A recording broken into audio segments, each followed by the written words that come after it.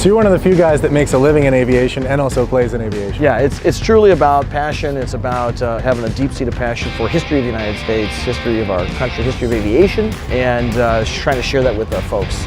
Very cool. Well, I'd ask for a ride, but it's only got one seat, right? Sit in my lap. Yeah. I might make that trade-off. Yeah, I might get uncomfortable. Hey, Nick Tarasio here with Jeff Kaney, MiG-17 pilot. So Jeff, what I'm interested in is there's all these warbirds out here, and I think everyone assumes you guys are just military pilots, but I feel like there's more to the story than that, right? Yeah, some are military pilots, some aren't. I did 10 years in the Air Force as an Air Force pilot, where I received the majority of my training. But everybody here is passionate about airplanes. So this is absolutely a passion project though, right? It's not like a business to be flying one of these things. No, it's not a business at all. It would be a very poor business. Yeah, it's truly about passion. It's about you know, just having a deep-seated passion for history of the United States, history of our country, history of aviation, and trying to share that with folks. And how is it flying something like this? What year is this airplane from? This is a MiG-17. This is a Polish-built one. It's a LIM 6 BIS for those who geek out about it. And it was built in 1963 and delivered in 1964, and this is one of the last 100s made. In the U.S., there are presently about maybe 7 flyable MiG-17s, and probably of those 5 fly on a regular basis. So why the MiG-17? Of all the planes you could pick, what was it about this airplane that really spoke to you? Well, I think part of it is it's just unique. You don't see them every day. To me, this really honors the Vietnam era.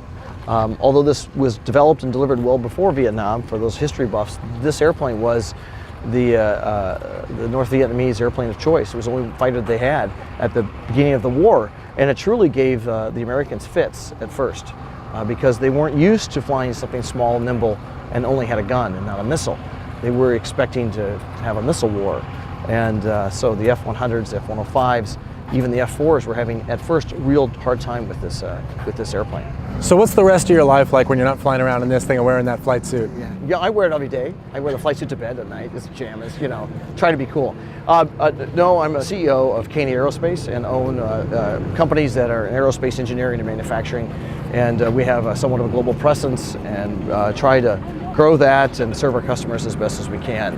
So this is really my fun outlet, relaxing time to come here and hang out, be in the sun, and talk to folks. So you're one of the few guys that makes a living in aviation and also plays in aviation. Correct. Our company doesn't do a lot of fixing on airplanes. We engineer and make components that go in the airplane. Autopilots, flaps, slat actuators, those types of things. What are you most excited about looking forward into the future? Personally, for me, I'm going to continue to do the air shows for the next couple of years, maybe employ a new airplane in the air show circuits to show off and again honor some of the Vietnam era folks. I don't know, just kind of enjoy things a little bit. Very cool. Well, I'd ask for a ride, but it's only got one seat, right? Sit in my lap. Yeah. I might make that trade-off. Yeah, I might get uncomfortable. Yeah. What is fun is this is one of the few airplanes in the air show circuit that has an afterburner, and that seems to be a crowd pleaser. Yeah, that sounds awesome. You can feel it kick in. You can kind of hear the rumble, and I'm not sure if you can really hear the rumble or feel the rumble that comes in. And if you have the afterburner on for more than about 10 or 15 seconds, you can actually start to feel the heat traveling forward, even though it's way behind you. Just all the heat energy that's coming out of that thing, and it actually starts to warm up the cockpit just a little bit. What does that cost per minute to fire the afterburner? I have no idea, and I don't ever want to know.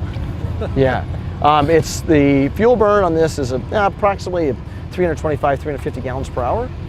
And the afterburner is 3.5 times that fuel burn.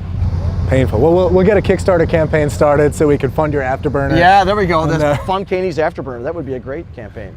Donate often. Yeah. Cool. Well, thanks so much for sharing with us. You're welcome. We really enjoyed seeing you fly yesterday. Oh, good. Wonderful. Nice meeting you. I hope you enjoyed the video.